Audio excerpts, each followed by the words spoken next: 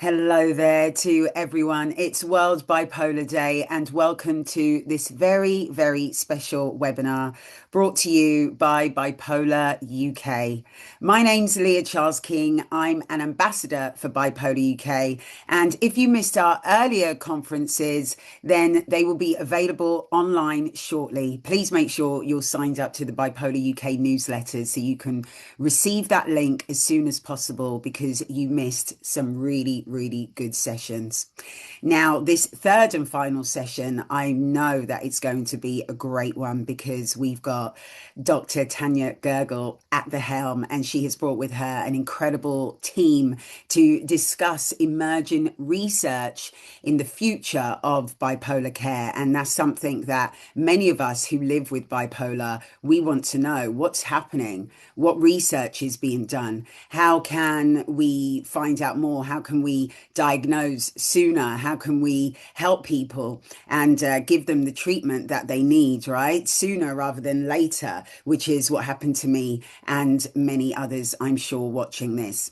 Now, wherever you are, if you are feeling unwell or under the weather, then please do contact Bipolar UK if it's, of course, to do with any support that you might need. bipolaruk.org. There are support details there. You could also join our e-community and find out more about the wonderful research that's being done as well. I've also got a big announcement to make at the end, which if you have been in the previous webinars, you'll already know it by now.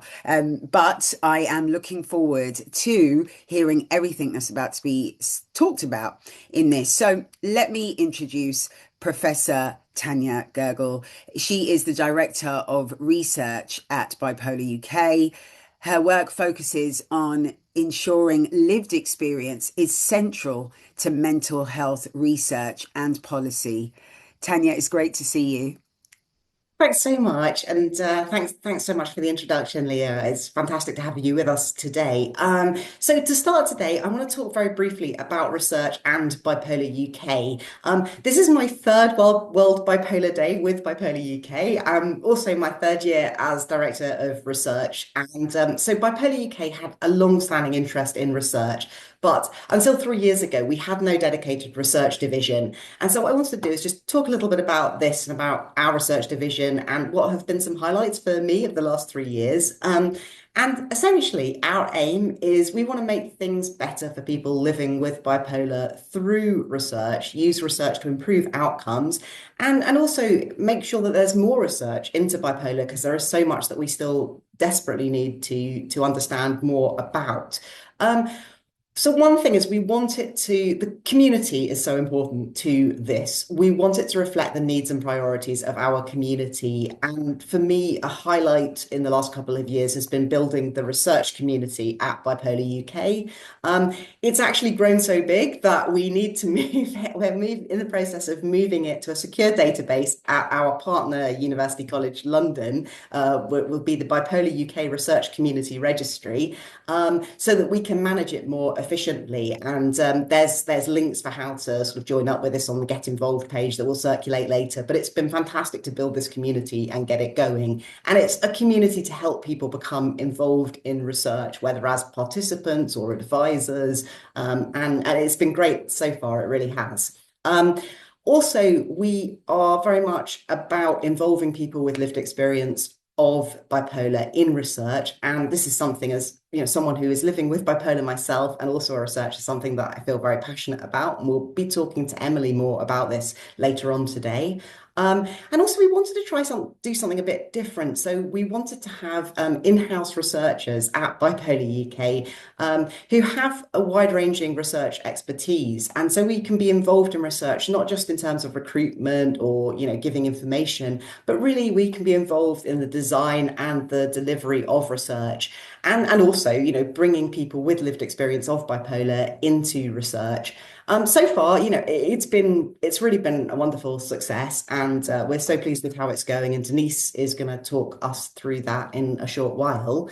And one of the things I want to highlight is the huge variety. So, one of the best aspects for me of the role, and also something that's so important in relation to bipolar, I was speaking about this earlier today at another webinar, is the variety and the complexity of bipolar. There are so many patterns of how bipolar is experienced. There's different phases of the illness. There's severe episodes, but there's also so much time, which is not just a severe manic episode, a severe mixed or depressive episode, but the time when other phases of the illness, and often not much is said about these, but we know that this is so important for people to have tools to manage and to be able to talk to people during these times as well. And a highlight for me, I think, is seeing this variety captured in the work that we're doing within our research partnerships. Obviously, we can't cover everything, but I think people think of research very much as something based in labs, and this is important, and we have projects which are based in labs, but it's so much more than that as well. And it's great. Denise is going to talk us through, but it's great to see some of this variety being captured. And I think above all, another highlight is just the amazing people who are involved in this area and the amazing people that I've met. There's just a fantastic community out there. The community of people living with bipolar, community of researchers, community of clinicians, and often overlap between these communities. And, it's great to see an increasing involvement of people living with the condition. It's a huge privilege for me, I think, to be working with all these amazing people and just see so many amazing minds devoted to trying to make things better for people living with bipolar. And finally, before I hand over to our wonderful speakers today, I want to give an example which is close to my own personal and research journey. And I want to use it as an example of how research leads to outputs and impact on practice and also on individual lives. So Amy, if you could show the slide, that would be great. Thanks. I'll be talking about psychiatric advance directives, or what are now becoming known as advanced choice documents in England and Wales. So this is the idea that you use your own past experience of being severely unwell to provide a sort of an indication to write down instructions, really, for the people who will be looking after you, were you to become severely unwell again, and to give instructions about what your wishes about treatment during future episodes of illness and anything else that might needed to be looked after when you're unwell. And we know that in the management of bipolar, these are particularly helpful. The first work that I did with Bipolar UK before I joined, I was a researcher at King's College and I was leading a project on advanced directives in bipolar. We noticed that the voice of people with lived experience and many other key stakeholders was missing from the research on advanced directives. And one of the key things we did was we did a really big survey in partnership with Bipolar UK, and this was a few years ago now, back in 2018, I think.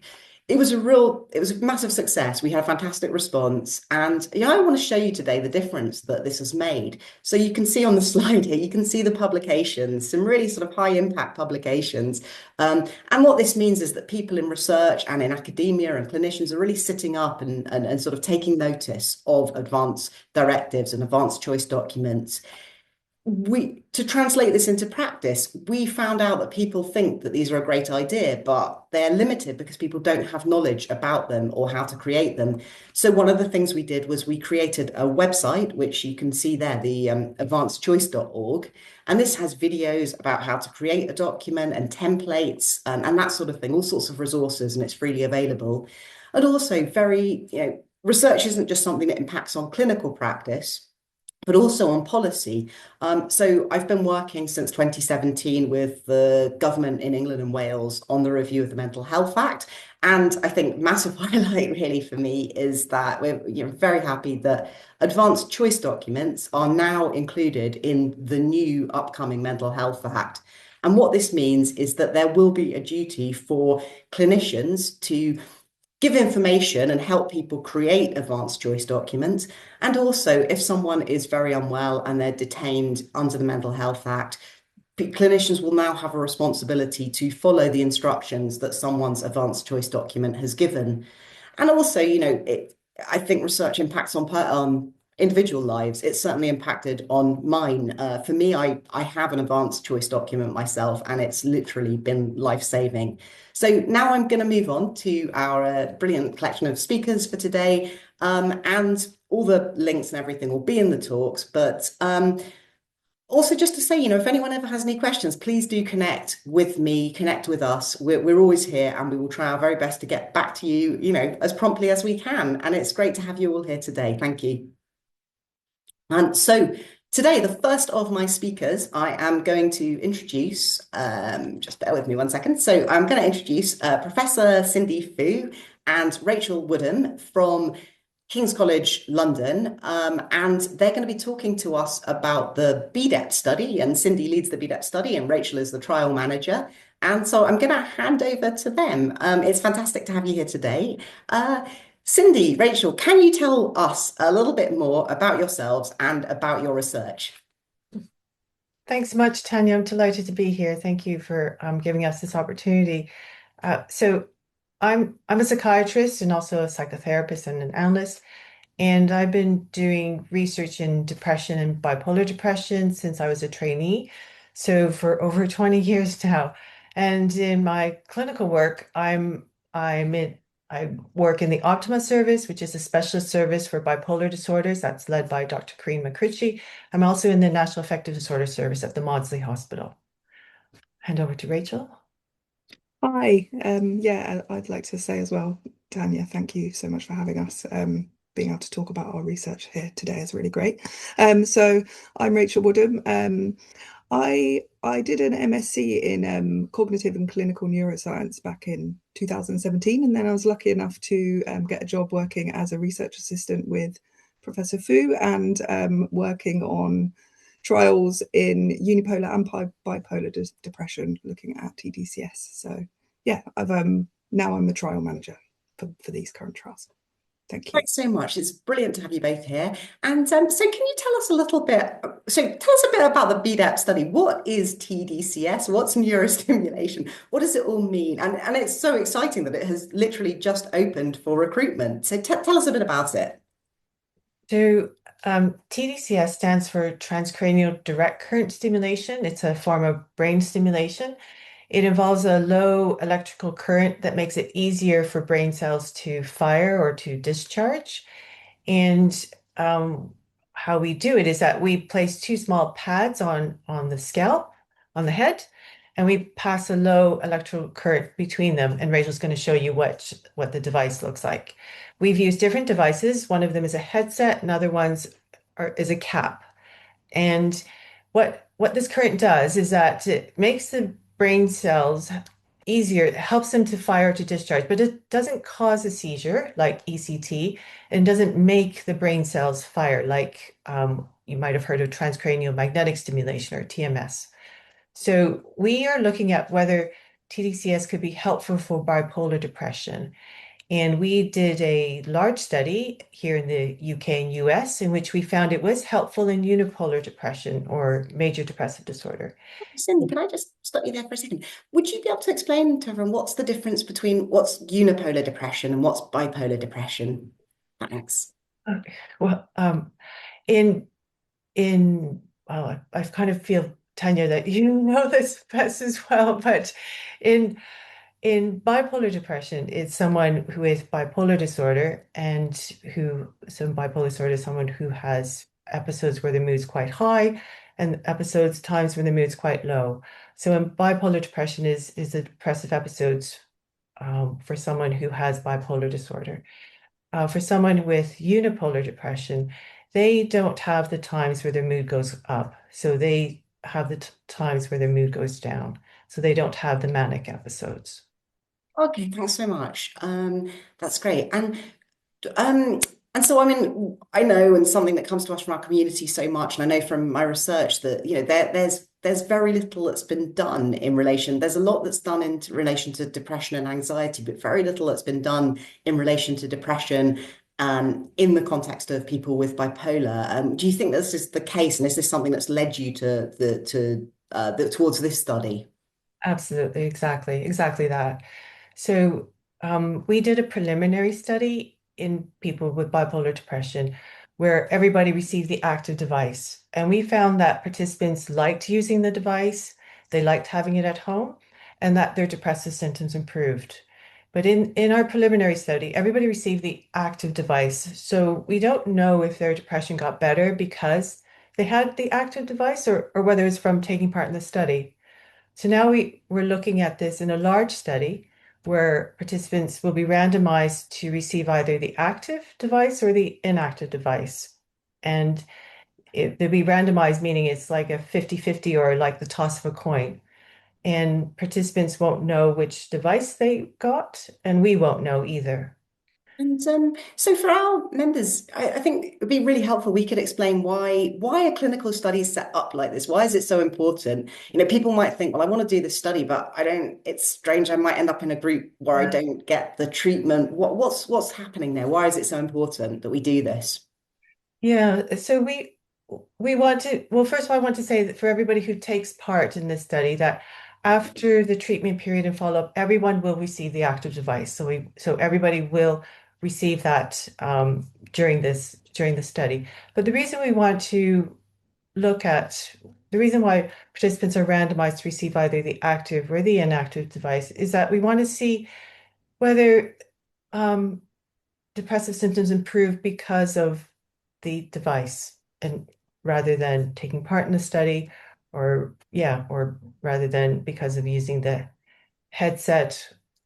We want to see that the improvements are because of the active stimulation related. Yeah, and this is something, I mean, it's something that people might not realize, but this is something that happens in pretty much all clinical studies. And so what we call randomized controlled trials is that we have a group that receives the treatment during the trial period, and we have a group that doesn't, but nobody, including the people managing the trial, know who is getting the treatment. So the idea is because there's something called the placebo effect as well. So sometimes people who are enrolled in a study improve just from being part of the study. And this might be because they're getting clinical care, it might be because they're actually getting people involved with them, but it might not be due to what's happening in the actual study. So what we need to know is we need to know, you know, what is it? What's causing the effect of the study?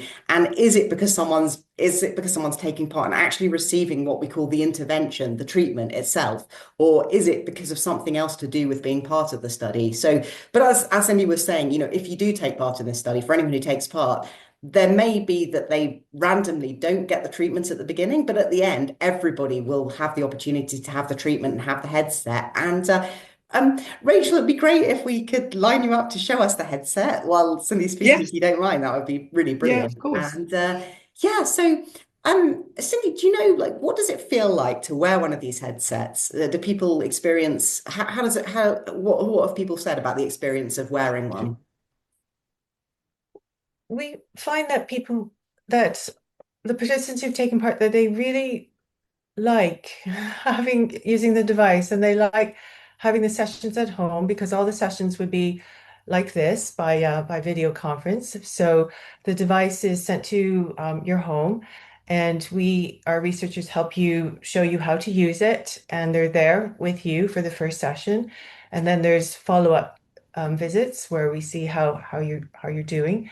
Um, when you put on the device, perhaps Rachel, Yeah, I can yeah, just can show you what. yeah, sorry, just I put on actually tried speakers. one the other day. Yeah, it was very comfortable. And while you're doing it, the idea is that you relax and that you can sort of sit and read a book, things like that, isn't it, Cindy? Yeah. So yeah, you can. What it It's not looks sort of like. you don't have to Oh, just sit there with the device on, sort of no, staring. but I will just show you what it looks like while Okay, brilliant. talking. So it's adjustable, but yeah, that's it basically. Thanks, Rachel. Thanks so much. And what would you recommend people doing while they're if while they're wearing the device and experiencing the treatment? What would you recommend that someone does while they're doing that? So we would advise that people sit or lay whilst they're using the device, but people can engage in other activities. So it's adjustable, so it fits quite snugly on your head. You can be working at a laptop, you could be watching television, you could be meditating, you could be reading a book, you could be having a rest. We would obviously advise that people don't do things like the washing up or having a bath for safety reasons. But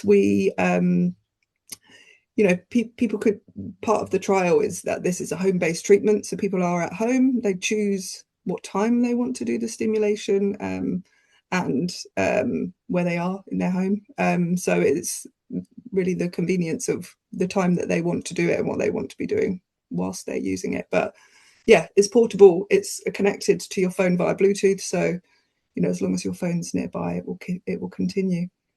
That's fantastic. Thank you so much. And so I have one more question that I wanted to ask Cindy, but before I do that, were there any other bits about the study that you want? We will be circulating. The study has now opened. We're recruiting, and anyone can sign up. We'll find out more on our website about what the criteria are for joining. But was there anything else that you wanted to say about, in particular, about the study before? Please contact us, right?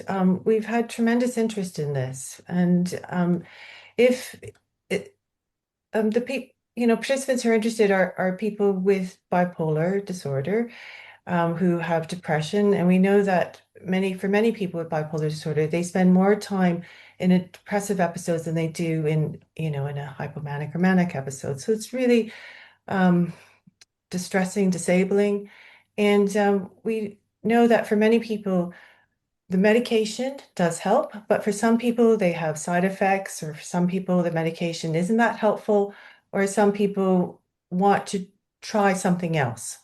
And this is another potential treatment option. So Thanks just so much. contact us. Yeah, sorry. Yeah, thanks so much, Cindy. Please do get in contact with the team. As you can see, they're a great team. I'm biased, obviously, because I'm part of the team, although it won't be me that answers your phone call. And so please do get in touch. And I just got one last question for Cindy, which is slightly unrelated, but I want to ask you, as someone who's also a clinician, you're also a psychiatrist. How does your life as a psychiatrist connect with your research and impact on it, and sort of vice versa? How does that all work together for you? Hmm. Sorry, Uh, just throwing that question at you.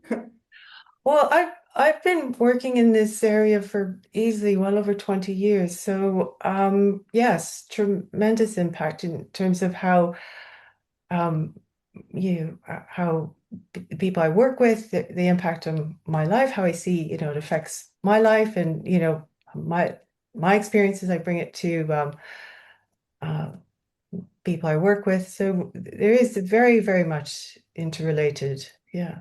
It's- Thanks so much. Thank you, Cindy. Thank you, Rachel. It's been brilliant to have you here today. And you'll be back for the panel at the end, which is great. And I'm now going to hand over to Dr. Denise Douagi, who works with me at Bipolar UK as our postdoctoral research manager. And Denise joined us in September. It's been fantastic having her on board. And she is going to tell you a little bit about herself and her research and what's been happening at Bipolar UK. Yeah, if I can have the slides, please.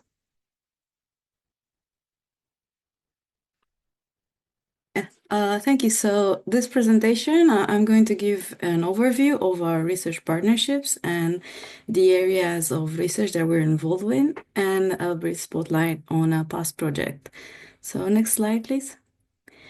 Our main academic partnership is with University College London, and a central part of this collaboration has been transforming the Bipolar UK research community into a formal registry, which will be finalized in the near future.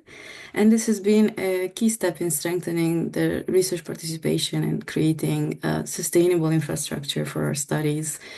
And alongside this, me and Tanya supervise a range of research projects with UCL that cover a wide variety of topics.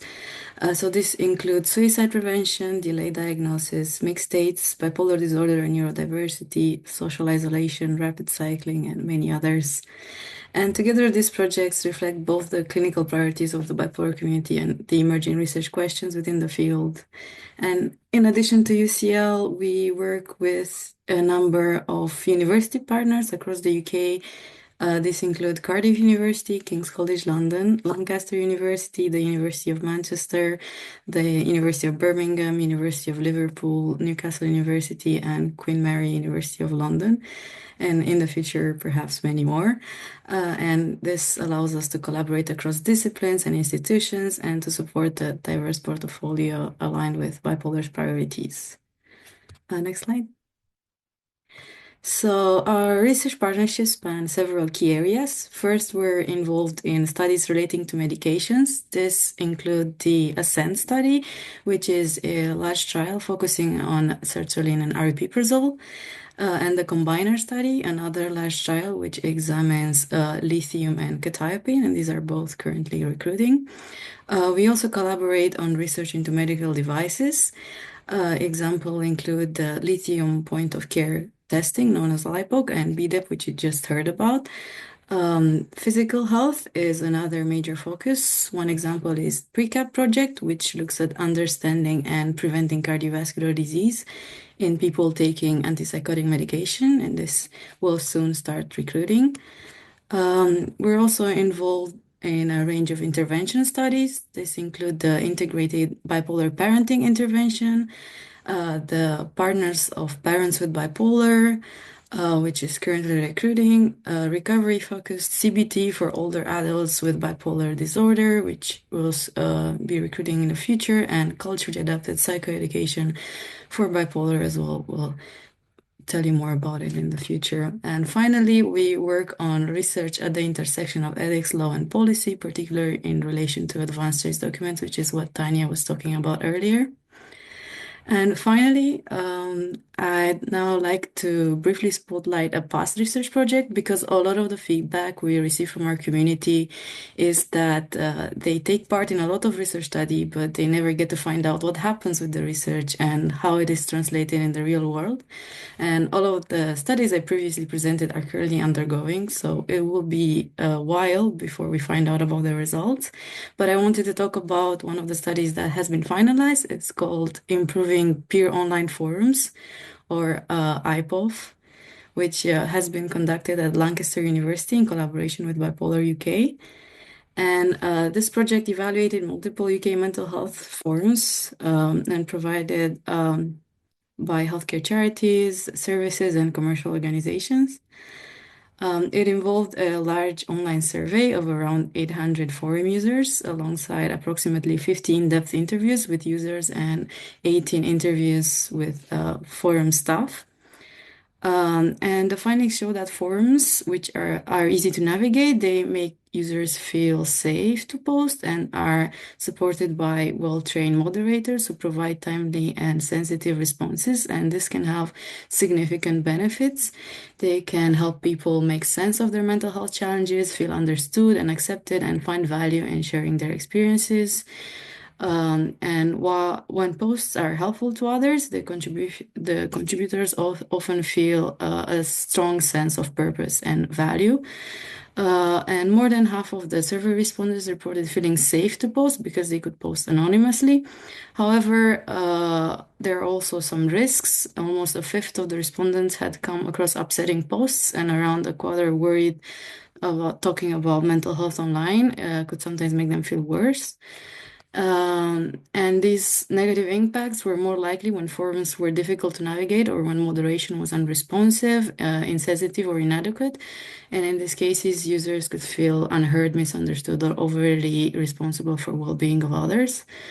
And in terms of impact, the research has been used in several practical ways. The team developed an animation to help people with mental health difficulties, as well as referrers and commissioners. And they also produced a guidance on how forums can be best designed and an e-learning curriculum to train and support forum moderators, which is freely available.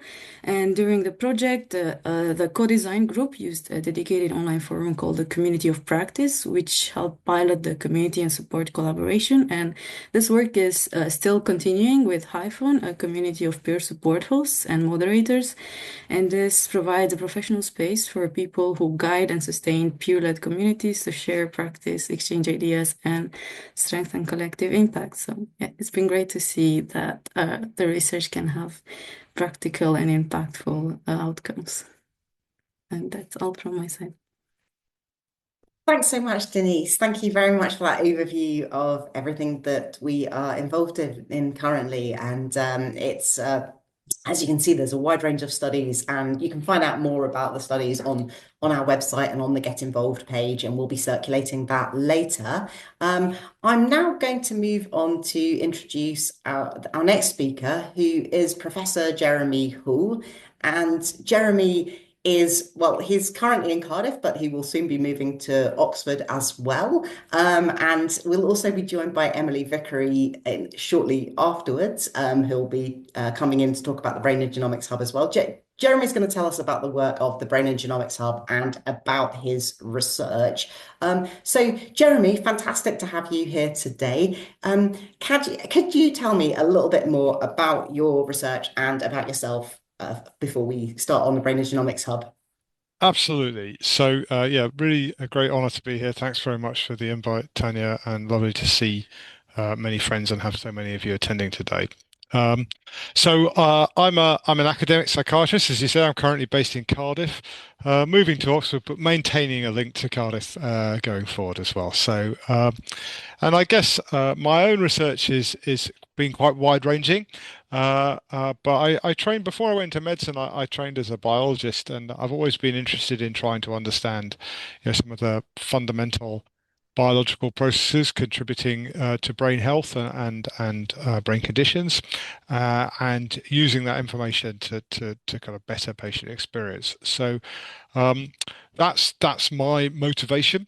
I've spent the last few years running a department here in Cardiff, and yeah, I'm looking forward to my new role in Oxford, and also to helping chair the mental health translational research collaboration from later this year.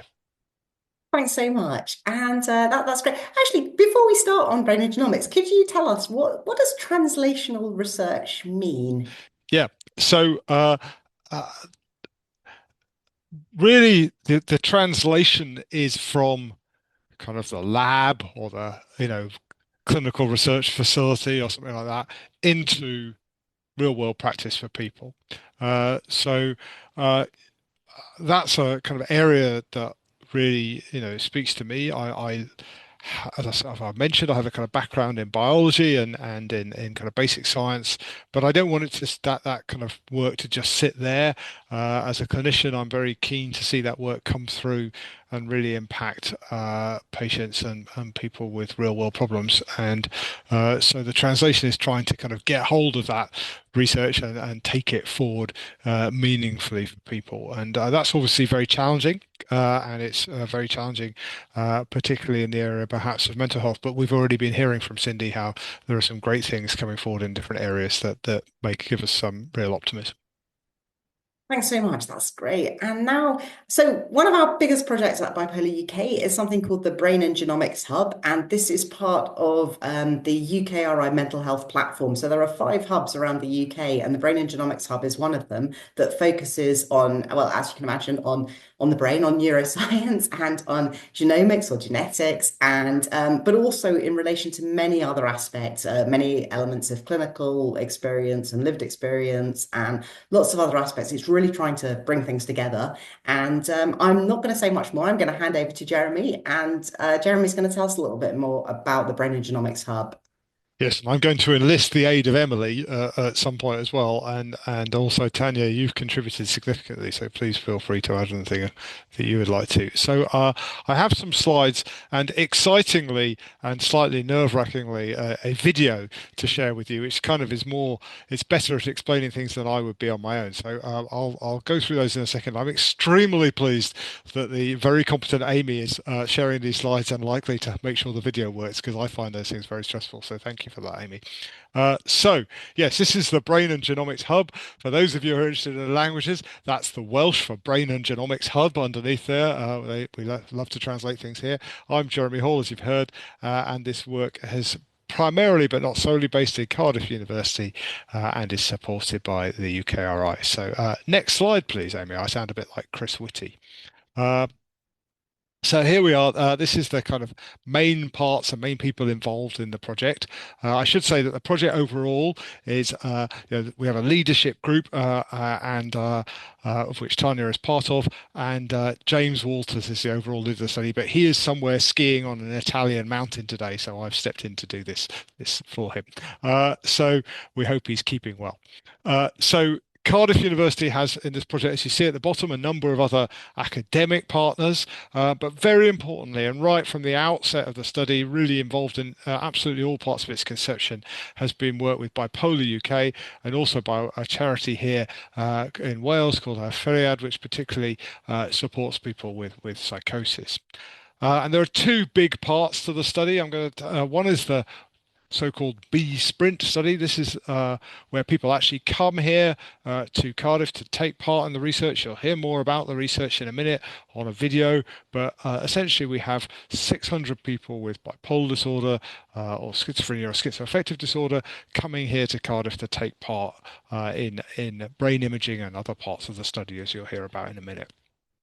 And then, in addition, in the background, we're doing a lot of data cohort work, looking, for example, at what, for example, early features or early experiences may contribute to the development of the same types of conditions using data from the population here in Wales. I'm mainly going to talk about the B Sprint study, and that's the more advanced part of the work so far, but they're both going on in parallel. Right, I think the next slide is the video. How exciting. Over to you, Amy.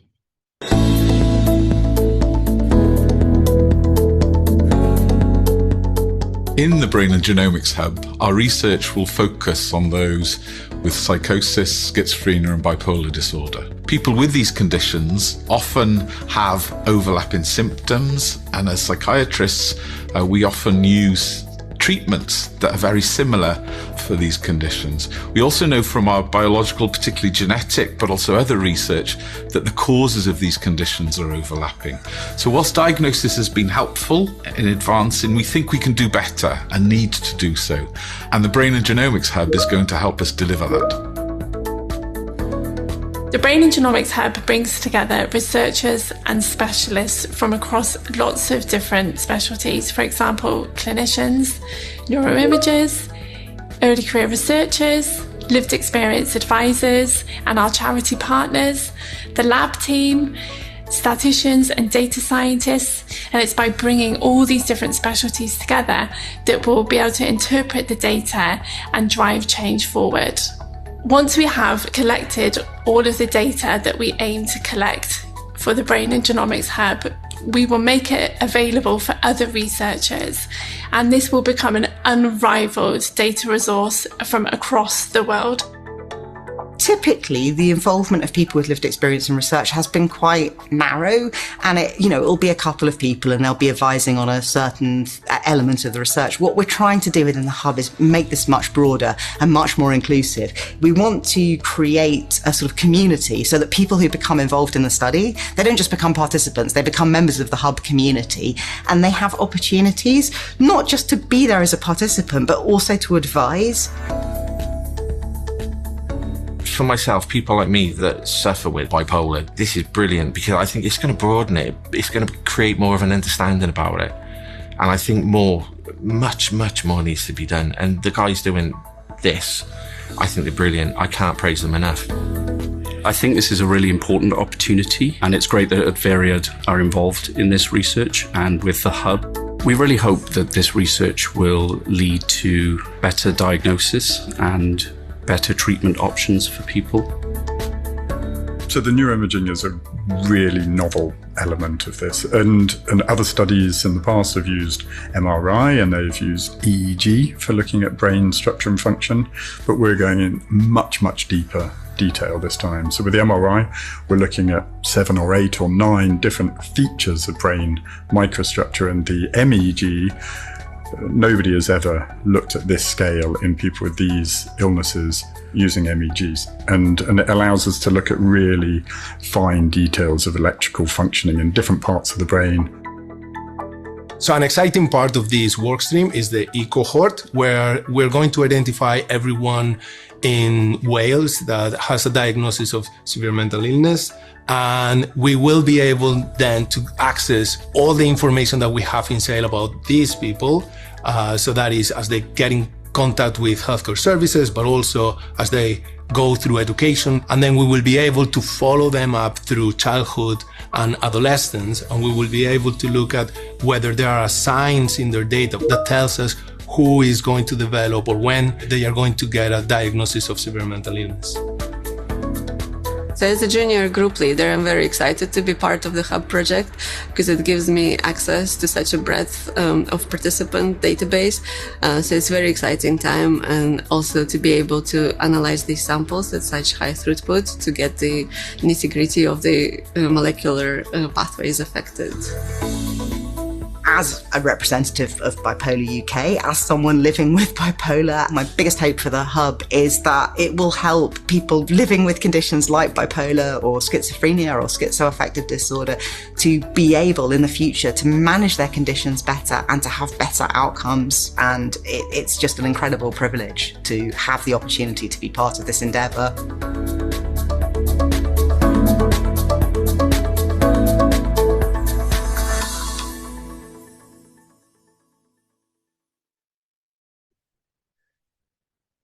Great. So if we can move to the next slide, please. Brilliant. So obviously, if people want to, we can talk a little bit more about some of the details of the research. But I wanted to give an overall, flavor for it. I thought the video was helpful for that, and just to give you some ideas of what the outcomes are. So as we say, a lot of people are going to be coming here to Cardiff. It's happening. We're very grateful to many people who've made the effort. And if some of them are amongst you today, then thank you very much for your time. There's an opportunity to express your interest in a minute if you want to take part. But really, we know that at the moment, and this is something that's very frustrating to me, and I think a lot of my clinical colleagues, we know that there's a lot of variation amongst people in, for example, how they respond to treatment. But we aren't very good at gauging who's going to respond best to what treatment, or having good tests or measures to help us guide that. And so people often have quite a long journey of waiting to get on the right treatment, and some people that isn't especially successful. So we think this is because there's a lot of heterogeneity, which we kind of put here in this diagram. And whilst we have these diagnoses, as James was saying on the video, and they are helpful, I'm not saying they're not helpful, but that actually there's a lot of diagnostic overlap, and also with depression and other things like that. So what we're hoping is that the work of the Hub will enable us to put all those different kind of groups of people together and understand actually what are the really key underlying biological groupings, which we might refer to as biotypes here, and something exciting happened there, and that those might enable us to target people better to the right kinds of treatments, develop better biological measures, and perhaps develop new specific treatments, not just for bipolar disorder as a whole, but for specific people with bipolar disorder that would respond best for them, rather than for might work on average in a whole group of people. And that's really the aim of this work. Next slide, please. So now I'm going to hand over to Tanya to introduce Emily and talk about the really important co-production work that's been taking place as part of the Hub. So, yeah, thanks so much, Jeremy. That was great. And it's great to have with us today Emily Vickery, who is, although she doesn't want me to say it, hopefully almost Dr. Emily Vickery. She has her PhD viva in 2 days' time. So it's wonderful that she has joined us today. And Emily has been working with us on the Hub. She is a member of our Specialist Lived Experience Advisory Panel. Emily, would you be able to tell us a little bit about co-production and lived experience involvement in the Hub?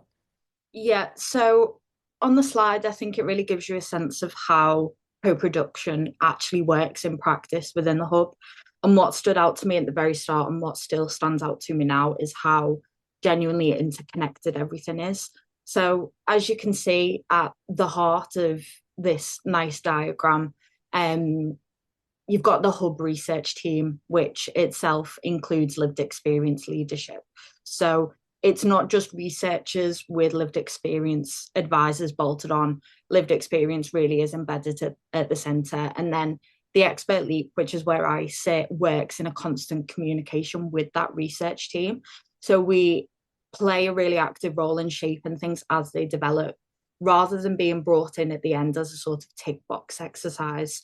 And then alongside that, I know that there's a really real commitment to outreach and making sure that there are diverse opportunities for more people to be involved.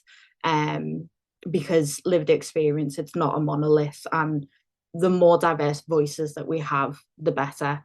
And then something that we've been working on for a short while now is the impact log. So we are hoping to develop this impact log in full, and it's a tool that we've co-produced particularly closely with Tanya to actually record and evaluate the impact that lived experience involvement has on the research. So it does that across 3 domains. So we want to know the impact on the design and the delivery of the research itself, the interpersonal and the environmental aspects of working together as part of a lived experience group, and then the wider systems and processes as well. And there's different variations of the form that we've been filling in, and we've been sort of fine-tuning as we go. There's one for us members of the LEAP, there's one for lived experience advisors taking part in the individual activities, and then there's one for the wider research team. So everyone involved in that co-production activity has a way of capturing and providing their perspective on it. And then the idea is that all of that data is building into something that can work as a blueprint in future, not just for the Brain and Genomics Hub, but for other research programs who want to do co-production properly. And the paper that we've been working on is currently under review, but it's been a really exciting process to be a part of. Thanks so much, Emily. Yeah, no, it has. I mean, it's just what we've been trying to do, and we do this in a lot of our work, but we especially been doing it in the Brain and Genomics Hub, is just, as Emily was saying, we don't want to just, I mean, we want to do something which is meaningful in the Brain and Genomics Hub, but we also want to do something which other researchers are going to be able to use and going to be able to translate into their research and use it elsewhere. And I think that's one of the really exciting elements of the project. It's doing something specific to that research project, but also creating a framework which we can use elsewhere. And one of the questions that came up in the Q&A recently was, is there room for people with lived experience to become involved as researchers, not just as sort of, not just on the sidelines, but actually involved as researchers? And that's really what we've been trying to do a lot within the Brain and Genomics Hub. So Emily, what would you say if someone were to ask, why do you think it's so important that we have people with lived experience involved as researchers in projects? Not to bombard you with a huge question, but that's quite all right. So I was diagnosed with bipolar in March of 2020, before the world went absolutely crazy. And that felt like the end of a very long road rather than the beginning of one, as I'd been known to various mental health teams since 2011. So by the time I got to my diagnosis of bipolar, it was almost a relief to finally have a name for something that I've been living in. But across those years, one of the things I found really wearing was that feeling of not being in the room, being really attuned to the fact that everybody is talking about you behind your back, talking about your treatment, talking about your recovery, and not involving you in the conversation most times, and not feeling a part of those conversations and those decisions. It's really, really difficult when you're navigating the illness as well as navigating the mental health system. And so being involved in research myself, it's inserted me back into that conversation, and it's given me a voice. So I think it's really powerful about having your experiences not just listened to, but actually acted on, and having them shape something that's meaningful and is going to mean something for people with bipolar and other severe mental illnesses to come. And it really helped me personally feel like I've regained some of that control. And then on the flip side, being a researcher myself, my PhD at the University of Manchester looks at how support networks influence the mental health and help seeking of people living with a mental illness. And that personal experience and my research have become so closely intertwined. They're almost indistinguishable from each other now. And I think that for me personally has only ever been a good thing. And one thing I wasn't really anticipating was how cyclical it became. So watching Tanya lead our group, our lived experience advisory panel, and being so open about her experience with bipolar has really influenced how I've approached my own research. So I've recently just wrapped up a PPIE group with young people with lived experience of self-harm. And there was something really powerful, both for the individuals within the group and myself, to have that conversation with someone who has that experience. So in that case, me. And I think it almost levels the playing field a little bit, in a way that I don't think anything else quite can. And it changes the dynamic completely within that research context. And I found that being very open about my experience of bipolar and self-harm has made for much more open and honest, meaningful conversations. Thanks so much, Emily. That was an absolutely brilliant answer. Thank you. And it's wonderful to hear how you're translating this work into your research, and we're seeing it already spread from the Brain and Genomics Hub into other research projects, and having such an impact on young people. It's just great to hear that. And also, I think one of the exciting things about Brain and Genomics Hub, a lot of work which does involve people with lived experience historically it's tended to avoid the people living with what we would label severe mental illness, so things like bipolar and psychosis. And there's been a real gap. And what we're trying to do in Brain and Genomics Hub is we're trying to open that space for people who really are living with these conditions. And I think, often that's something that's quite different, and we're trying, and I think it's making a real difference to people. It's certainly making a difference to me.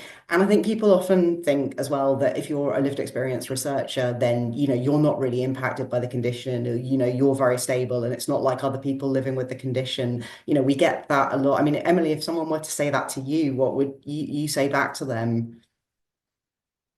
I put a lot of work and time and energy into managing my illness, and I'm very open when I am struggling, because I don't want people to look at me and think, oh, there's no way she has bipolar, because it has been an experience I've had, especially within academia. But I would just say, like, some of the greatest minds of all time have been bipolar, even those posthumously diagnosed. I would just say that, I mean, I used to take it as a compliment, but now my diagnosis is very much part of my identity, and so I try and own it. I'm like, I may not seem like someone with bipolar, but that's because I put a hell of a lot of effort into it, into remaining well. Thanks so much. And yeah, no, absolutely. And I think I think there's a lot of stigma around bipolar, and there's a lot of this idea that, oh, if you have bipolar, you're doomed. And I'm not saying that it's easy. And I know that, myself feel enormously privileged that I am able to be working currently and able to be relatively stable. And I would say I'm more stable now in the last couple of years than I have been for past 30 years, most of my adult life, really. And that's, so it's not always been like that. But I think there's this perception that, if you have bipolar and you have it badly, then you can't do any. And what we're trying to do is we're trying to go out there and we're saying, you can. We're not saying that we're certainly not saying that it's easy, and I don't think it's been easy for any of us on the lived experience advisory panel. None of us have, we're all very much impacted by our condition and living with it, managing it, and sometimes not managing it, but we're trying to say to people, you can have bipolar and you can have psychosis, you can have been in hospital, you can have been detained, you can have, you could have all of those things, but you can still, we're making an impact on research, and we're leading meaningful lives, and we're making an impact on research that people who don't have lived experience of the condition, they can't necessarily, it feels there's a type of knowledge, we call it expertise by experience, that comes from, and one has to be a researcher, one has to be objective, and it's not all about saying, well, this is my experience, so this is how the way that things are. It's very different from that, but at the same time, it gives you a different perspective. And I think, as Emily was saying, it can also build trust. This is very difficult for people living with conditions like this. If you've been in hospital, as I have, it's difficult to get trust back. But, if you know that the people that you're working with, the researchers who are asking you questions, they've been through that themselves, then I think it can open gateways as well. So I think we're going to move on soon to the question and answer session to the panel. And I know lots of questions have been coming in, and it's great to see them. But before we do, Emily, just to finish up, is there anything that you'd like to finish on, just to say about your sort of your overall sort of how it's been for you working on Brain and Genomics Hub? What you would say to other people out there who are thinking about getting, you don't have to have a research background. We're looking for people to get involved in research as well, who who don't you don't have to have a PhD, even if you've got no experience. Sign up for our research community. You can get involved. So what would you say, Emily? What I will say is that I saw the advert for the expert leap on Twitter, and I applied for it thinking there's no chance. I never expected to hear back, because that's just my kind of luck. But since joining, I've made some really, really close friends within the leap, and with my research and support networks, I've almost made an entire new one myself. And it's really nice having a group of people who just understand you, understand your experiences, are willing to listen. What I will say that is, I know there was a couple of questions coming in about payment.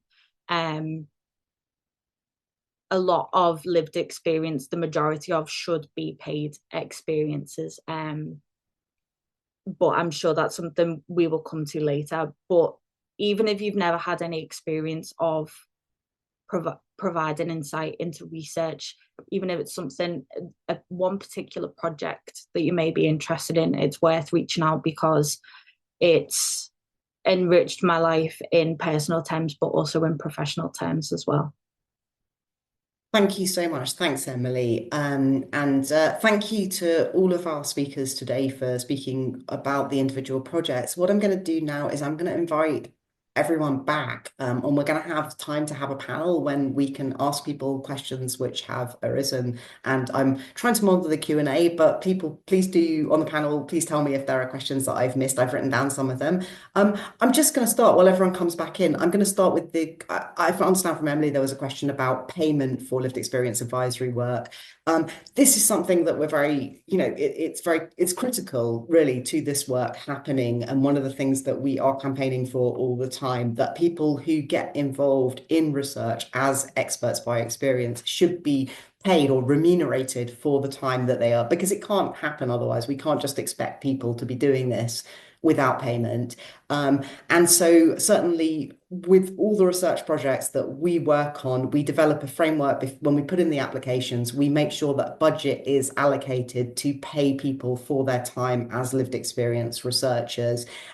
And if research teams come to us to ask us to publicize their studies, and they want people for lived experience advisory work or lived experience researchers, we will ask them about the system that they have developed for that. And it's by no means a perfect situation yet, but we are making great strides in this direction. And certainly we're helped by funders like the Wellcome Trust, by UKRI, by NIHR. They will not fund a project if it doesn't have a good lived experience involvement strategy now. And part of that strategy is making sure that there are payment structures in place. There's a national scale as well, the NIHR scale. And it's something which is a very important part of lived experience research. So I've got some questions which have come in. I'm going to start with a couple of questions which came in about the BDEP study about tDCS, which is a question about, some questions. How does the device work in terms of how long it needs to be used? Someone's asked what exactly is happening in the brain while we're using the device. And also someone said, is this the clinical trial stage? Has it been tested on anybody yet? Is there a risk of polarity switch? Is there a risk of switching to mania? And can it help for hypomania? Can it help for unipolar depression? So a bunch of these questions that have come in, some of them I think we know the answer to, some of them we don't yet, but I'm going to hand over to Cindy and Rachel to talk to some of those questions while I also explore what other questions are coming in.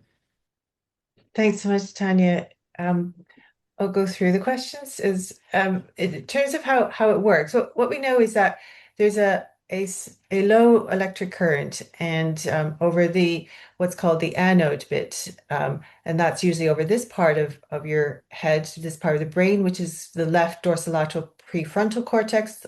This is the left side, and then the other electrode or pad is in the device that we're using is on this side, but for some other devices, it's in the back, and this creates a small current. And what we know is that it affects the activity in the brain region underneath the anode, so it makes it easier to fire to discharge. And we know now that depression, bipolar depression, is not just one region of the brain; it's a network of regions. So if you change activity in one part of the network, it affects activity in the rest of the network.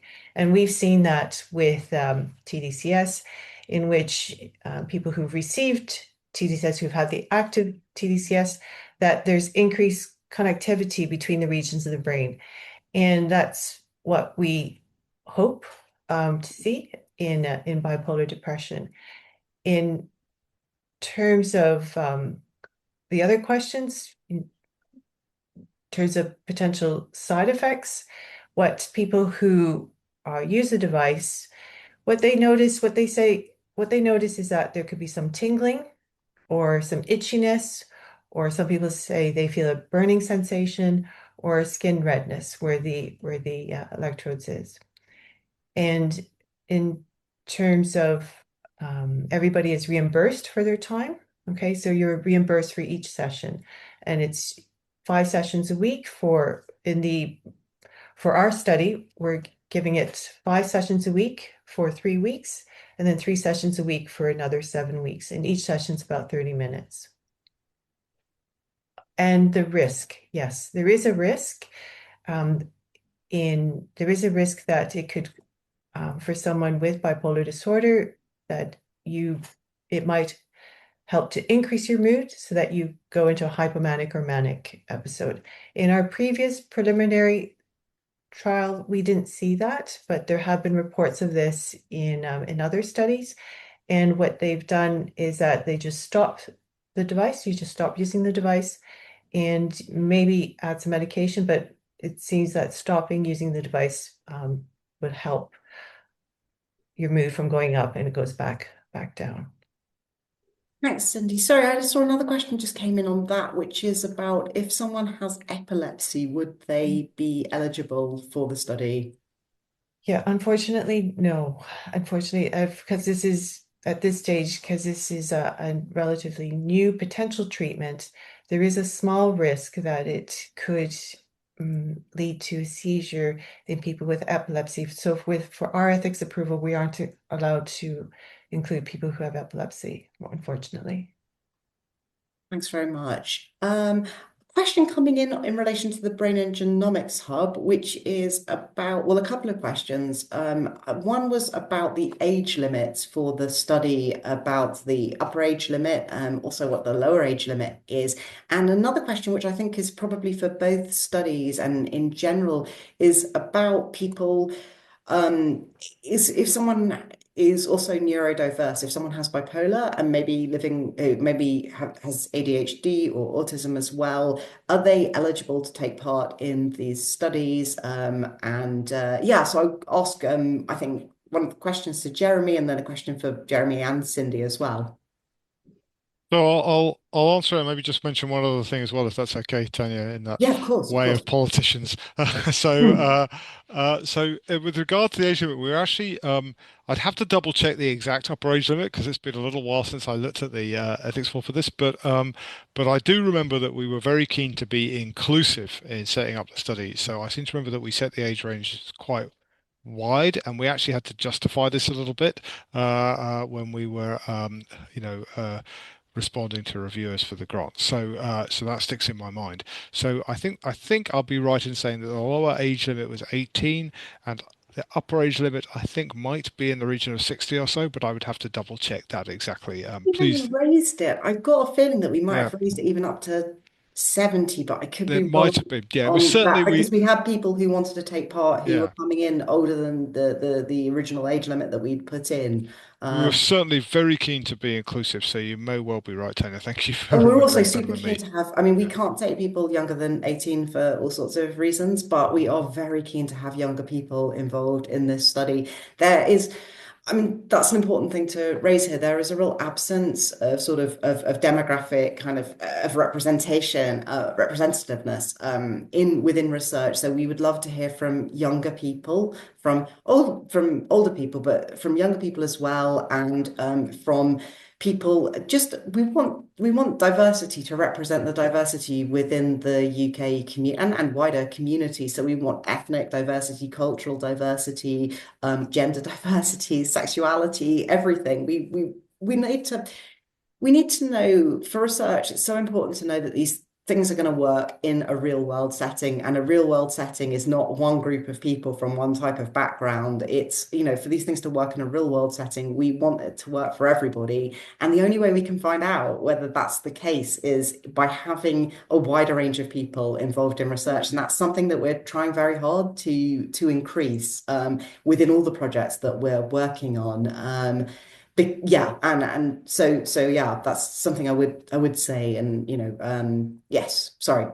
No, I couldn't agree more. That's very much an objective for the hub as well, as you well know. Yeah. I just wanted to pick up on one of the other questions. There was a couple of questions that came up, and then I'll hand over to Cindy afterwards, if that's okay. But and this is a slight plug for future activity, if you like. So there are a couple of questions about, what about advances in treatment. We've been hearing from Cindy about advances in treatment, by brain stimulation, very exciting and important area. But obviously, we are also thinking about, other advances or repurposing of other therapeutics, and something that Tanya and I have been speaking about, and that is going to be part of the work that I work on with colleagues in Oxford, is about drugs that target calcium levels in the brain. These have been around for quite a long time, but we've had a lot of genetic information and other neuroscience information that suggests this can be really important in bipolar disorder.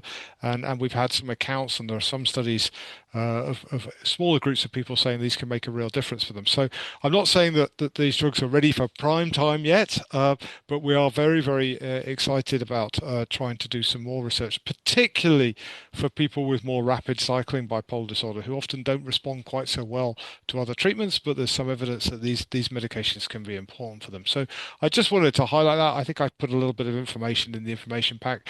Tanya and I and colleagues like Alan Young at Imperial are very enthusiastic to try and do some work in this area and see if this can Yeah. also make a difference. And it's very much when we can take a medication that's already in use and repurpose it, that's a quicker way of making progress. So I'm sorry to get that little plug in there, Tanya, but I know you wanted me to as well. No, So I've not just at all. I wanted to stuck it ask you in that there. question anyway, and to say, I mean, some of the questions which have been coming up are questions about rapid cycling, or about hypomania, about mixed states, and one of the things that we'll be doing, the study that Jeremy discussed, which is very much one that's in the design process at the moment, is we're sort of looking at rapid cycling, but trying to take a broad understanding of rapid cycling, because we're very aware that there just aren't really many studies that look at rapid cycling, at people with a more predominantly hypomanic presentation, at studies with, people with mixed state presentations.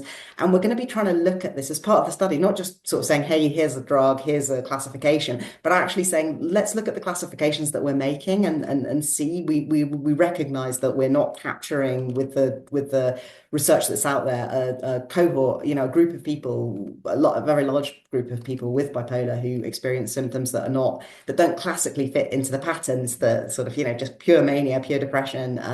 So that's one thing. And another, I forget, there was another question. Sorry, I'm going to hand over to Cindy, because I know that there was one of the questions was for her, and then I'll go back to the Q&A. Sorry, I'm juggling the Q&A at the same time. Cindy, go ahead. Thanks. Just to follow up on what Jeremy has said about this medication, we've used that clinically, and we've seen really good benefits with it. So I absolutely would support what you're doing. In terms of the BDEP study, to say that we don't have an upper age limit, so please contact us. And we absolutely do include people with ADHD and autism as well in our unipolar depression study, we also have people who have unipolar depression as well as ADHD and autism. So just follow up with us. Thanks, Cindy. Thank you. And I've seen some more questions coming in. One was about older adults. Cindy's already said there is no age limit for that study. And we have a new study starting up with a team in Manchester, which is looking at psychotherapy for older adults and psychoeducation. And also in terms of the information about all of the studies that are being talked about today, a lot of information can be found on the Get Involved page, but also following the webinar, we will be sending round a sheet with all the information about the studies that we have mentioned, where you can get in contact with people if you want to find out more. Someone asked a question about ketamine. I know we haven't mentioned ketamine today. As far as I am aware, the studies on ketamine have really been targeted at unipolar depression. So by that I mean people who only experience depression without the sort of the more manic or hypermanic states of bipolar. I think there are concerns about ketamine. There are concerns about ketamine being used for people who have experience of psychosis. Psychosis is quite common in bipolar. And so at the moment, it's a sort of first really big wave of the studies on ketamine, and they're being explored primarily within the unipolar population, not so much within bipolar because of the concerns until we understand more about how ketamine works. But it's certainly an area that's of interest. I know some people have been asking about psychotherapy-based research. We do have studies that we partner with, which Denise mentioned, which are more sort of on the psychotherapeutic elements. Someone asked about longer term psychotherapy. I mean, that's a difficult one from a research perspective, just because it's a very valid point, and I know lots of people, do obviously use psychotherapy-based tools on a much longer scale. Within research studies, it's difficult just because of the nature of research and research funding that we tend to go for sort of shorter periods. I don't know if anyone else has anything to say on that front. Cindy, you might be well placed to comment on this. I do support psychotherapy research. I'm a psychotherapist and an analyst. And we've just done a meta-analysis looking at the long-term benefits of psychotherapy, of psychodynamic psychotherapy. And you do see that people continue to be well for a good year after they've completed their psychotherapy treatment. But I would support more research in this area in bipolar disorder. Absolutely. Thanks very much. And there was a question that was specifically about CBT. Someone said that they had been told that CBT could never work for people with bipolar disorder as a form of therapy. I don't know who said that, why someone said that. As far as I'm aware, and Cindy, correct me if I'm wrong, but I certainly have experienced CBT myself and found it enormously useful in CBT-based therapies. And I think that they can be particularly useful for people with bipolar, especially when integrated into things like self-management, because of the nature of bipolar, because it's a chronic condition and we live with it and we have to sort of manage it. I find CBT-based tools are sort of part of one of the kind of weapons in my armory for dealing with it. And I'm just going to dip back into the Q&A. Is there anyone noticed a question in the Q&A which relates to them while I dip back in and see what's coming? It doesn't solely relate to me, but I'll just try and pick up an area that seems to have come up a few times for you, Tanya, and Thank you. And maybe others can also come on. But there seems to be some interest in the area of diet and things like ketogenic diets and the like in relation to bipolar disorder. So this is I should put a disclaimer. We have some interest in kind of nutrition and the brain, but not in terms of the ketogenic diet. So I'm not specifically working on this myself, so I'm not an expert. But I thought I'd mention a couple of things. Firstly, one of the other hubs of the mental health platform is quite actively involved in this area. It's the one in Edinburgh, run by Danny Smith, an old friend and colleague of mine. And I believe that Danny is doing a trial in bipolar disorder of the ketogenic diet. There's a study happening right now, a new Wellcome Trust. Thanks, John. Yeah, there's a new Wellcome Trust funded study which is comparing the ketogenic diet to the normal recommendations about, I think, NHS-based recommendations about diet. And it's the first large study that I know of that's really like this, looking at lifestyle interventions and looking at them in the context of a clinical trials. That's very exciting. I mean, we last year's research webinar for Bipolar UK was about the ketogenic diet. We did speak about metabolic psychiatry, and it is still available. And so I think we'll be able to circulate, when we circulate the information about this, we'll be able to circulate information from past World Bipolar Day webinars. And last year we had a whole session. Yeah, I can see a thumbs up there from our comms team. So yeah, there was a whole session, and that will give much more information on this. Another question which is coming up a lot is about genetics and about whether bipolar is a hereditary condition. And I think, I mean, once again, that's his real sort of specialism, but I'm just going to, people have been asking, is it something that runs in families? Very much so. I'm going to hand over to, Jeremy is a psychiatric geneticist, so I'm going to hand over to Jeremy on this one. So I should correct you ever so slightly, Tanya, that I'm not a geneticist. James is. Oh, sorry. I'm a biologist, but I'm a neuroscientist who works on genetics, and I ran a department with a big genetics center in it, so I should know something about it by now. So this is what I've learned. You're more of an expert than me.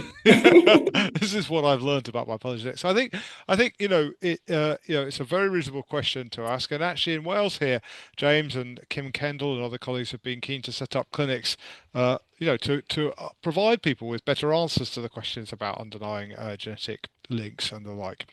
In terms of bipolar, I mean, overall, it falls into the whole range of things, whether it's our height or our liability for type 2 diabetes or heart disease or whatever, which doesn't have like a single genetic cause. It's what we call kind of complex genetics, and there are multiple genetic factors that contribute. So there isn't kind of one thing that you inherit that means you're definitely going to have bipolar disorder. There are some conditions like that, like Huntington's disease, but this isn't one of those. But we know that there are what we call genetic vulnerability factors, actually many of them.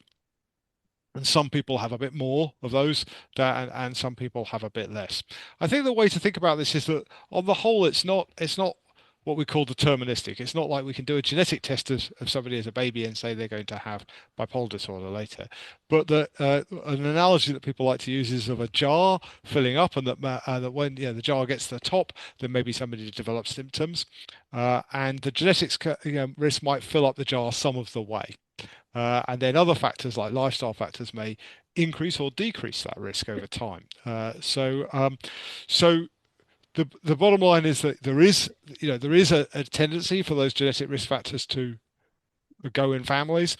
So people who have first degree or second degree relatives with bipolar disorder do have a slightly greater likelihood of developing those conditions, but it is far from a certainty. And there are many things, as Cindy has already been alluding to, and Tanya as well, that you can do in the way, and in fact, Emily was talking about this too in her own experience of how you can moderate your own life and experiences to kind of decrease that risk and kind of take a bit out of the jar as well. And that's where things like psychological therapies, good things like sleep hygiene, for example, would be another important one, and indeed perhaps elements of diet as well. So sorry, that was a slightly long answer, but I hope it was balanced. Thanks, Jeremy. That was great. And also, sorry, Jeremy, I don't know if you said exercise. Someone asked a question about exercise. Oh, exercise. Absolutely. I couldn't agree more. Very, very important for your mental well-being. Just fresh air exercise and sort of light therapy, getting exposure to open air exercise, those sort of things can be so important. And we are starting to do more research on that. It is time for me to start wrapping up. I know that there are so many questions, and I'm so grateful to everybody. I haven't been able to answer them all, I'm afraid, but we will take note of your questions and try and get back to you. We will send information about everything that has come through today. If you are interested in lived experience involvement, please do sign up to be informed about our research community. That is a part of what we're doing in the research community. It is also open to overseas. A lot of our studies are only UK based, but it is open to overseas participants as well, the community. And I think I will. So I'm just going to say thank you so much to all of our speakers today. Thank you, everyone, for joining us. It's been great. And thanks so much to Leah for hosting and for the comms team for setting everything up for us today, and to everyone who came along.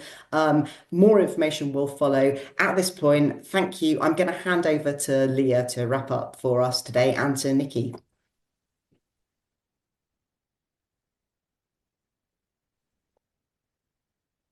Thank you so much, Tanya, and all of the team there. You were all incredible and so knowledgeable as well. Thank you for all the hard work that you're doing because, well, quite frankly, we need it, don't we? And there's still so much work to do. And you're a small but mighty team. So keep going. Thank you so much for all your hard work.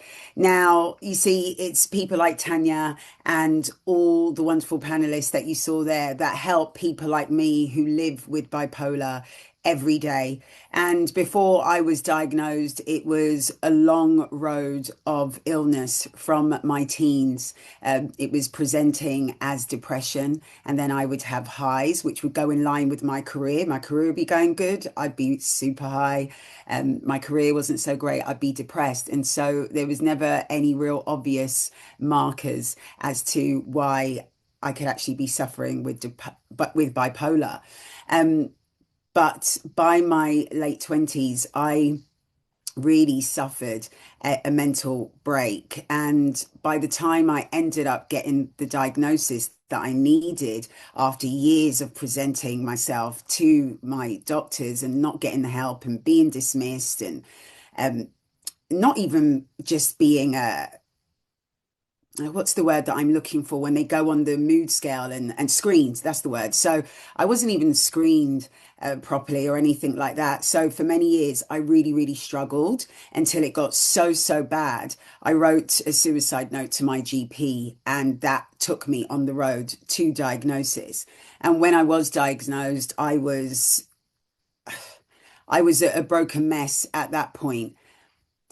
But the hardest part was the label and the medication, and sent along my way thinking that this was now a death sentence and I wouldn't be able to cope and I wouldn't be able to live well with bipolar, and that now life would be over and I'd just be muddling through until, and so I would really, really suffer with terrible suicidal thoughts and ideations. And I was severely depressed, and then I was manic, and it would just be a vicious, horrible cycle. Along the way, though, I hid it. And then one day I just became tired of being tired and being beaten by this condition, letting it define me, letting it take over me, believing that it now ran the show because it was now in the mix. And these are things that nobody tells you are untrue. I didn't know about stigma. I didn't understand it then. All I knew was that I myself had a terrible attitude and mindset towards bipolar. I just thought, well, it shouldn't happen to people like me. Why would it? Not because I thought I was special, but because I didn't even understand that it could affect anyone. I thought maybe it was genetic and nobody else in my family had it, or I thought maybe it came from trauma and things like that. And although I had gone through a lot of things, I still didn't connect the dots, because growing up for me, particularly in the 90s, we didn't really have language for depression, bipolar, anxiety. I didn't understand any of it. And so I needed to learn and understand what bipolar was so I could get well, because I didn't want to be a statistic. I was just tired of fighting my mind. That's what it felt every day. And I was exhausted. And I was getting to the point where it was sink or swim. And I'd already, unfortunately, tried several attempts on my life. I then decided, right, if I'm going to stay, which I wanted to, I need to really understand how this shows up in me, what bipolar is, what's a trigger, how do I manage them, how do I set boundaries, how do I set routines, how do I deal with my sleep, which was a major issue, how do I eat well, which, our panelists just spoke about as well. All these different steps I learned, and people would start to see the transformation. Questions in my DMs constantly. How are you living well? How are you dealing with this? Why do you look so good, appear so good? How are you working? How are you sleeping? How are you eating? And I used to resist and say, I don't know. Then one day I realized I do know. I've been doing all these steps. And so I've written it. I've written it all down for you. And I want you to be the first to know that I have a brand new book that I'm announcing today. And it's called Thriving with Bipolar, a personal and practical guide to living well. I would like you, the bipolar community, to be the first on the wait list for pre-order. It's coming out in a few weeks. I'm just announcing it here with you now. If you go to that QR code, it will take you to the website and you can get on the sign up list. And I'll send you the date and the link to get your copy. Look, I really just wanted to share the knowledge in a public way because I really believe that it will help people the way it's helped me, understanding bipolar, what they don't teach you, spotting your signs early, managing those triggers, sleep routine, rebuilding the trust in yourself as well, especially after a crisis. And the foreword, it was written by Melanie and Heston Blumenthal. They are an incredible team, and they've written it from a perspective of Heston being the person with bipolar, but also Melanie being such an integral part of his support. And also, she spoke so amazingly earlier. It brought a lump to my throat. Just incredible for sharing. So it's all there at thrivingwithbipolar.co.uk. There's the QR code. Honestly, I've written this. I've written this for you, and I've gone through this. I've self-published it myself just because I didn't want to wait. I've been talking to publishers for a while, and they've been saying self-help books are out of fashion. Bipolar's too niche, and I'm like, determined, no, I need to share this on a wider scale. I'll do it myself if I have to. They told me they would pay me for my memoir. They'll pay me for my trauma, but I didn't want to re-traumatize myself. I'm in a place where I'm thriving and I want to share that with you. So it's my gift to you, and I really hope that it helps. Let me know. Now, before we wrap up on this incredible World Bipolar Day, I want to hand over to our dear Nicky Chinn, who is a hit songwriter and Bipolar UK ambassador, who's going to bring us a closing address today by talking about why World Bipolar Day is so important and why it's also more important than ever to support the work of Bipolar UK. Nicky, over to you. Thank you, Leah. Yep, it's World Bipolar Day and it's the Bipolar UK annual conference, a significant day. It brings bipolar into the public domain. It brings it to the attention of people who would normally give it a second thought. Some of these people will ask questions and we will give them answers, and they will know more about bipolar than they did yesterday. Awareness, it's vital.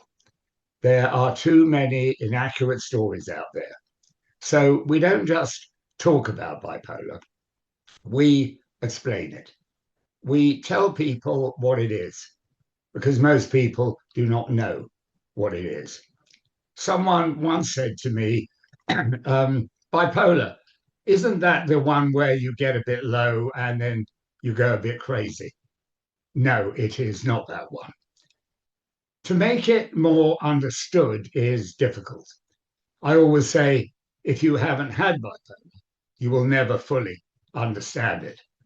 To make it more accepted, we can do, but we can only do it by talking, excuse me, about it openly and honestly. I talk about bipolar wherever I go. I'm quite happy for people to know that I have it. Let's not be afraid to tell our stories. We all have a story. And if you've gone through what we have been through, you can tell it with pride. I know it doesn't always feel that way. Bipolar, on a bad day, has a not too subtle habit of trying to persuade us we're not the full package. Well, we are the full package. And the fact that the engine breaks down now and again does not mean we're inadequate. It just means what it says on the tin. We have bipolar, and there is nothing inadequate about that.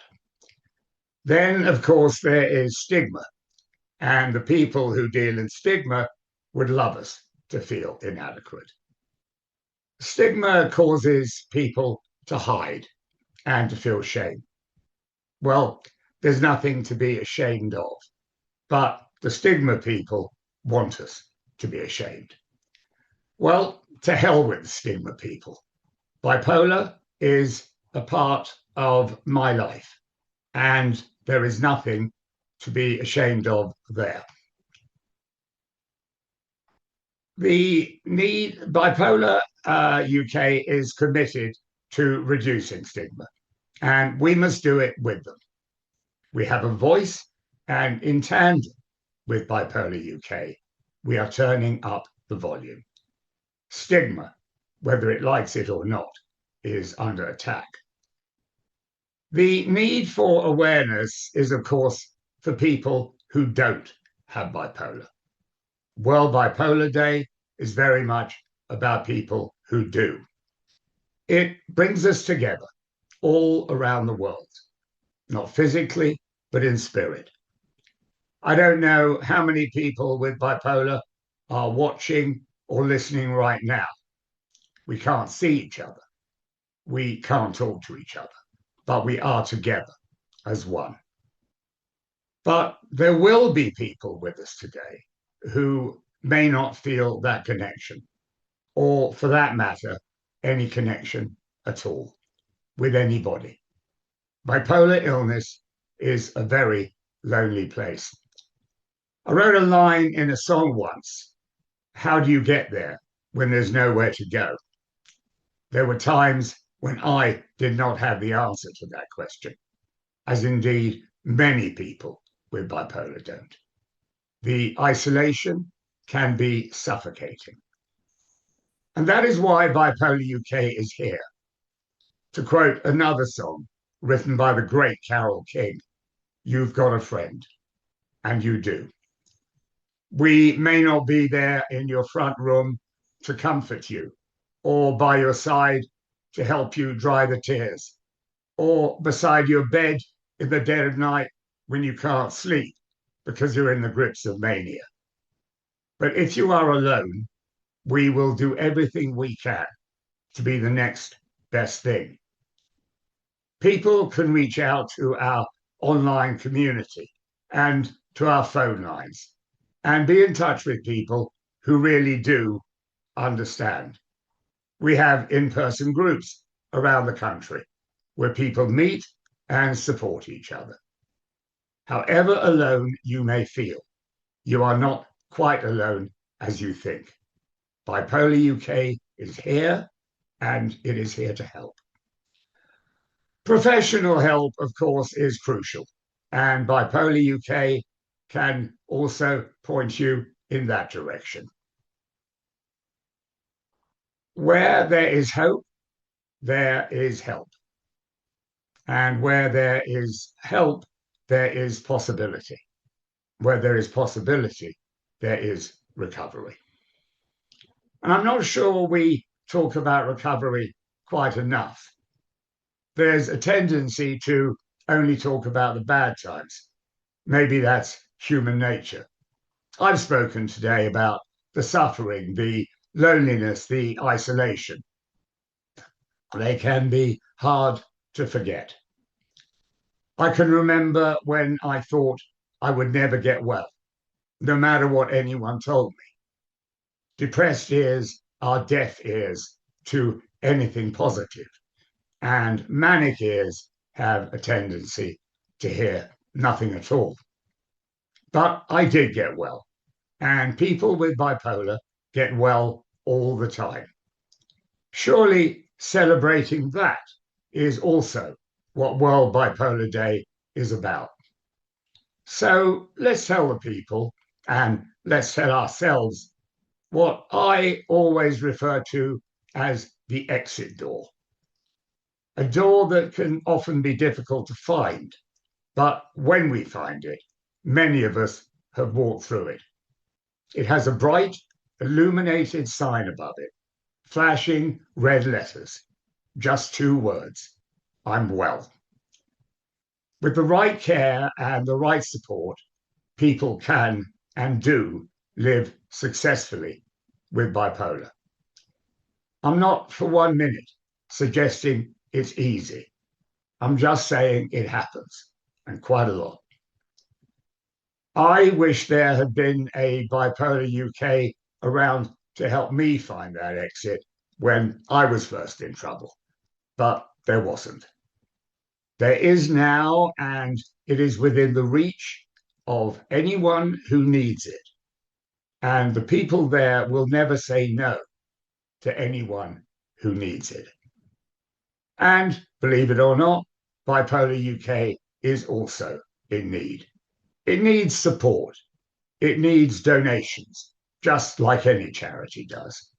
And it needs more people to know more about it.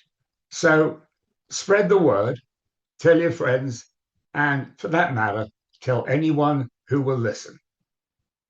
On behalf of Bipolar UK, I would like to thank everybody who joined us today, whether you spoke or you listened. And on that note, thank you very much for listening to me on this World Bipolar Day.